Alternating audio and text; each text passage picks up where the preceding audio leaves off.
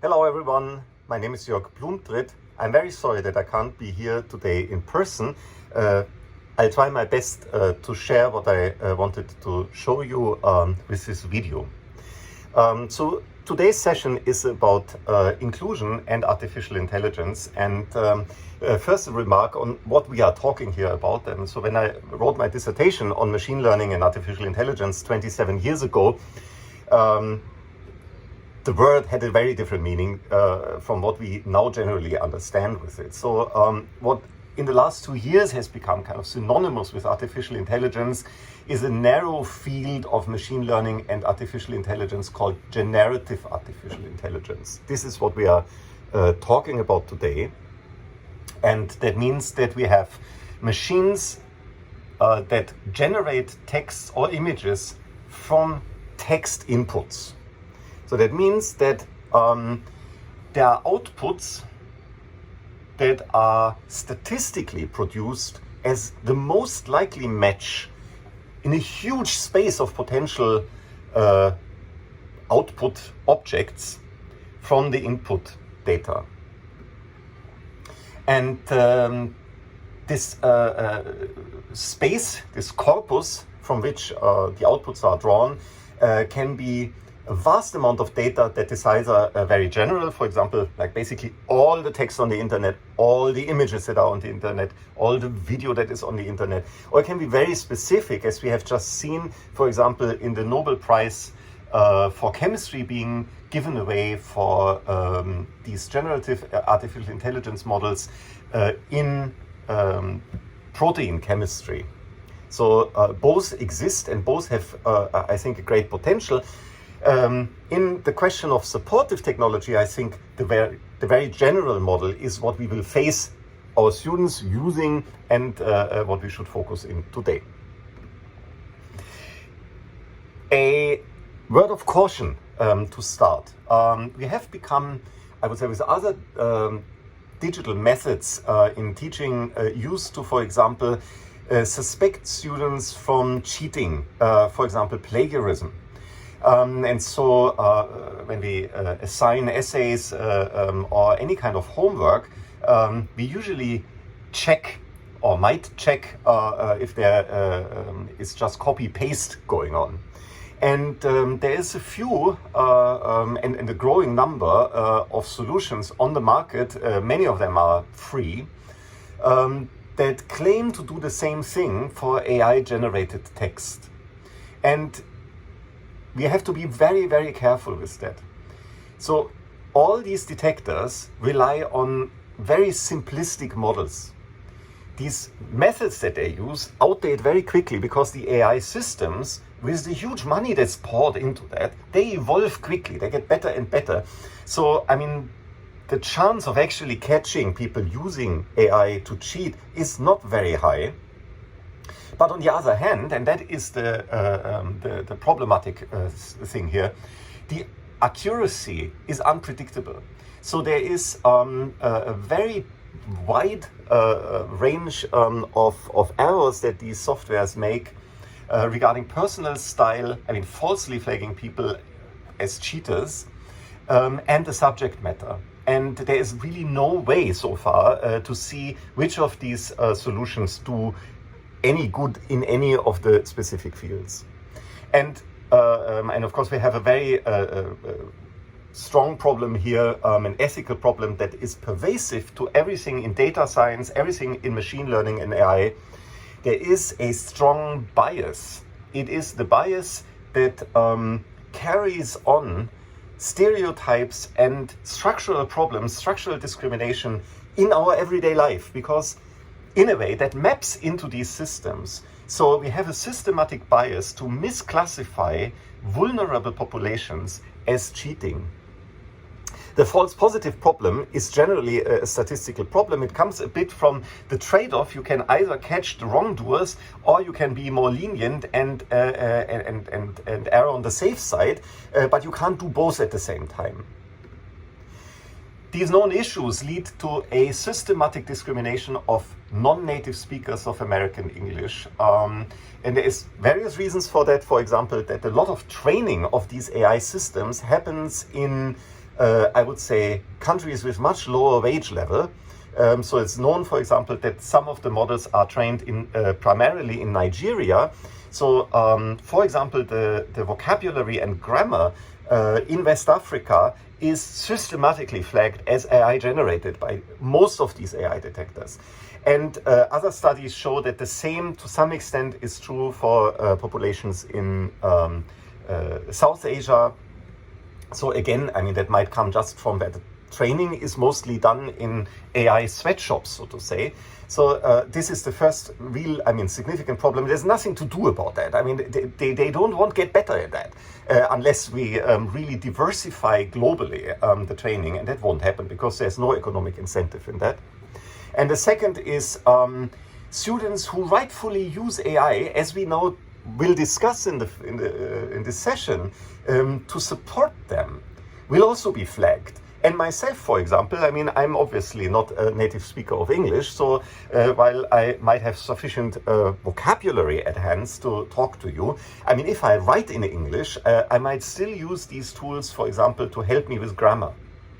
And that might already be sufficient in flagging me. And so both these arguments should be sufficient to really discourage the use of these detectors and err on the safe side, err on trusting the students rather and talk to them about what you suspect they do than disciplining them. And there's ample of academic writing about that, so it's I think a well-proven fact. So let's look at what generative AI can do for us. And first, I mean, I have to say, of course, I'm by no means entitled to say anything about inclusive pedagogy. I'm not an expert on that. I'm just a practitioner and also a parent. So that's my field of knowledge, and I know something about the technology. And so together with that, I want to give you some examples that I've seen in my personal practice and life. The first point is, and I think everyone knows that these tools can help you with grammar and vocabulary. I mean, we all use, I would say, as we have been for a while now, machine translation. I mean, if you have any kind of exposure to foreign languages, languages that we might not be so familiar with or that we have not learned at all, we might use these tools for translation. So, and I will show you a very specific example how that can actually work in an inclusive way. Some of the tools are really great in providing easy entry points in challenging readings. And this is in particular helpful for neurodiverse students. This is something I learned from one of my sons who is highly dyslexic, for whom these technologies are really, I would say, can provide a totally new way of understanding text that would otherwise be totally hermetic. And then we can offer content in different channels. And content that is, for example, just textual can be rendered in a, I would say, a very convincing way into audio. And by that also help people of diverse capabilities to understand what we want them to comprehend. And now I'll just have one brief example for each of these points. Let's start with the help in grammar and vocabulary. The tool that I want to use to go through my examples is Google Notebooks. You can find that at notebooklm.google.com. If you have a Google account, you should be able to access at least to some limited amount the capabilities of that tool. The example that I have for you here is actually from one of my classes. I have this text by Peter Gallison, who teaches at Harvard. It is a very, very good introduction into the, I would say, a whole world of thinking in science and technology studies. And the text is actually not that difficult, but it has a lot of jargon. I would say it's a very poetic text in that way. And so for the students, there is a lot, I would say, of struggle, in particular if they are like first-year students and have not been exposed to, I would say, New England style academic writing. And so this is my example of showing you how AI can help to make our work more accessible. I'm using Google Notebooks. That is the URL notebooklm.google.com. Create a new notebook, it's very straightforward. And then it asks me to add sources. And this is exactly what we will do. We will add the text that I just showed you that we want to use for our example here, Gallison's Introduction to the 10 Problems of the History of Science and Technology. The notebook tool ingests the text, and here we have it now to our disposal to do AI stuff with it. So the first example is helping with vocabulary. This text is full of jargon, as I remarked, and so let's just ask it to make a simple English glossary of the uncommon words. This is what I put in as the prompt, and now you see the tool is working, and here we have it. So we have a glossary, and let's just look at one of the examples here. For example, Manichaean. I mean, that's not a common English word, and it's perfectly useful to make the text accessible by helping the students look at what that means. And also, I mean, it's properly referenced. I mean, you can immediately look where in the text it is mentioned, and by that add context to these foreign words. And for me, that is really, really helpful because, I mean, I'm not an expert in all the languages. The second example is